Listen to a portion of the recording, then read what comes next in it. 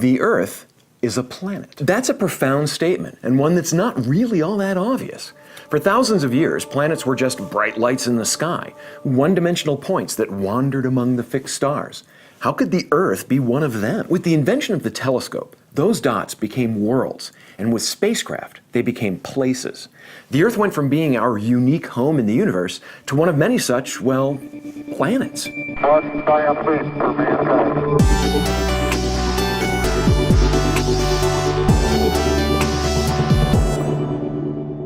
The Earth is the largest of the terrestrial planets, the four smaller, denser, rocky worlds orbiting close into the Sun. It's about 13,000 kilometers across and has a single large moon, which we'll learn more about next week. Unlike the other three terrestrial planets, Earth has something very important: water.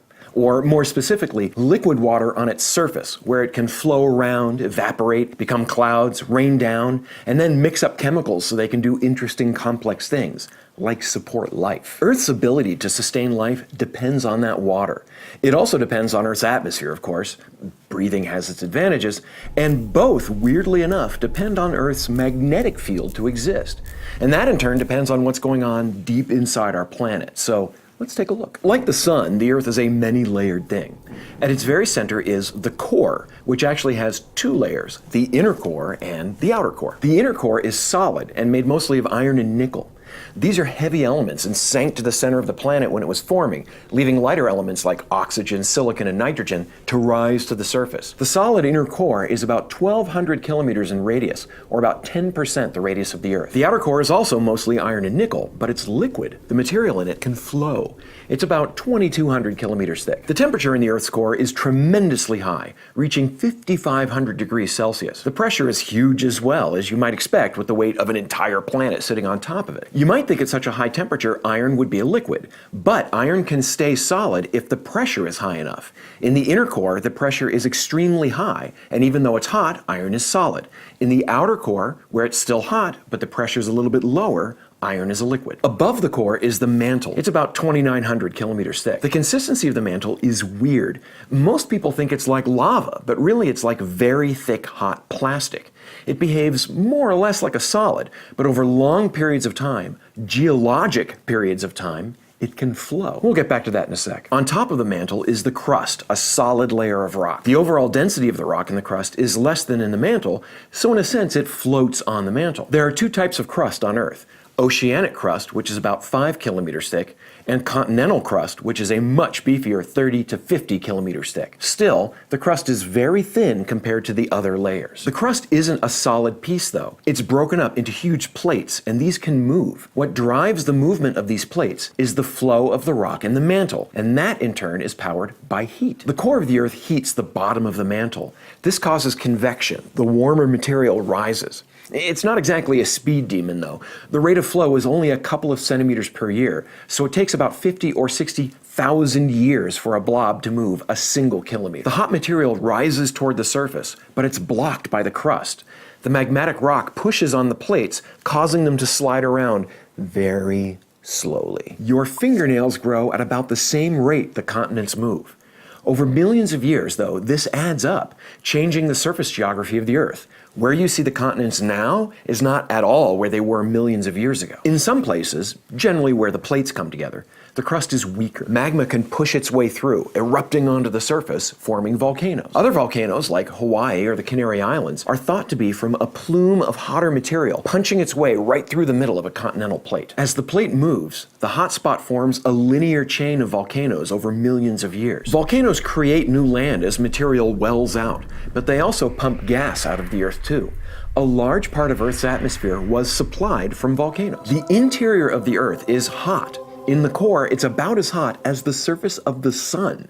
Where did that heat come from? Most of it is left over from the Earth's formation more than 4.5 billion years ago. As rock and other junk accumulated to form the proto-Earth, their collisions heated them up. As the Earth grew, that heat built up, and it's still toasty inside even today. Also, as the Earth formed and gained mass, it began to contract under its own gravity, and this squeezing added heat to the material. Another source is elements like uranium deep inside the Earth, which add heat as the atoms radioactively decay. And a fourth source of heat is from from dense material like iron and nickel sinking to the center of the Earth, which warms things up due to friction. All of these things add up to a lot of heat, which is why, after all these billions of years, the Earth still has a fiery heart. The outer core of the Earth is liquid metal, which conducts electricity. The liquid convects, and this motion generates magnetic fields, similar to the way plasma in the sun generates magnetic fields. The Earth's rotation helps organize this motion into huge cylindrical rolls that align with the Earth's axis. The overall effect generates a magnetic field similar to a bar magnet, with a magnetic north pole and south pole, which lie close to the physical spin axis poles of the Earth. The loops of magnetism surround the Earth and play a very important role. They deflect most of the charged particles from the solar wind, and they trap some too. Without the geomagnetic field, that solar wind would hit the Earth's atmosphere directly. Over billions of years, that would erode the Earth's air away like a sandblaster stripping paint off a wall. Mars, for example, doesn't have a strong magnetic field, and we think that's why its atmosphere is mostly gone today. But we do have an atmosphere, and it's more than just air blowing around. Earth's atmosphere is the layer of gas above the crust. Because it's not solid, it doesn't just stop, it just sort of fades away with height. By accepted definition, and by that I mean it's not really science, it's more of a, let's just do it this way kind of a thing. The line between Earth's atmosphere and space is set at 100 kilometers up. This is what's called the Kármán line, and if you get above it, congratulations, you're an astronaut. The atmosphere is, by volume, about 78% nitrogen, 21% oxygen, 1% argon of all things, and then an assortment of trace gases. There's water vapor too, almost all of it below a height of about 8 to 15 kilometers. This part of the atmosphere is warmest at the bottom, which means we get convection in the air, creating currents of rising air, which carry water with them, forming clouds, which in turn is why we have weather. At a height of about 25 kilometers on average is a layer of ozone, a molecule of oxygen that's good at absorbing solar ultraviolet light. That kind of light can break apart biological molecules, so the ozone layer is critical for our protection. Incidentally, the Earth's magnetic field does more than trap solar wind particles. It also channels some of them down into the atmosphere, where they slam into air molecules about 150 kilometers up. This energizes the molecules, which respond by emitting light in different colors. Nitrogen glows red and blue, oxygen red and green. We call this glow the aurora, and it happens near the geomagnetic poles, far north and south. The lights can form amazing ribbons and sheets, depending on the shape of the magnetic field. I've never seen an aurora.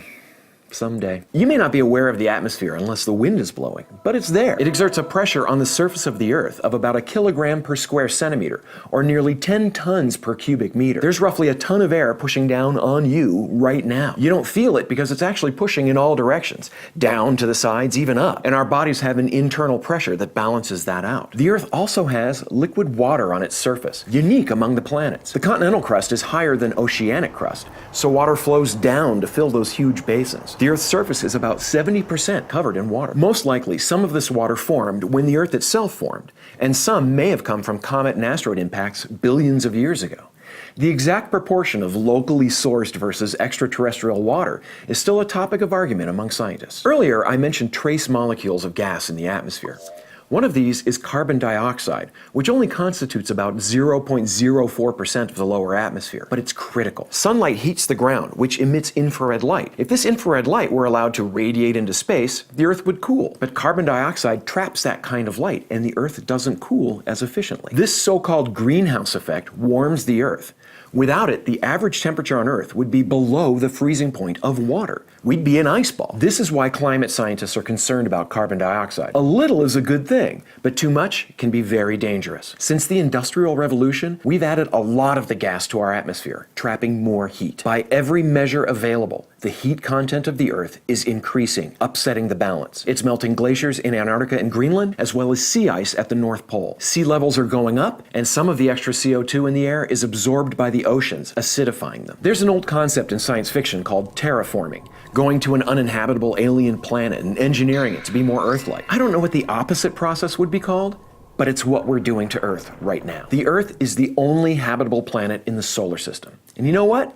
We should keep it that way. Today you learned that the Earth is a planet with a hot core, a thick layer of molten rock called the mantle, and a thin crust.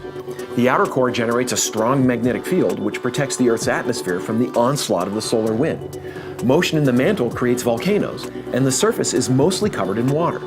The Earth's atmosphere is mostly nitrogen, and it's getting warmer due to human influence. Crash Course is produced in association with PBS Digital Studios.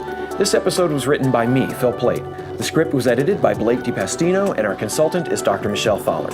It was co-directed by Nicholas Jenkins and Michael Aranda, and the graphics team is Thought Cafe.